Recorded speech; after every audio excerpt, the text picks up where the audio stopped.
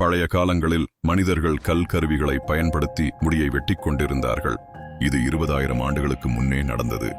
எகிப்தியர்கள் தங்கள் முடியை சுருங்க வைத்துக் கொண்டு முகத்தை சுத்தமாக கீறிக்கொள்வார்கள். வெண்கல குத்துவாளிதான் அப்போது கருவி.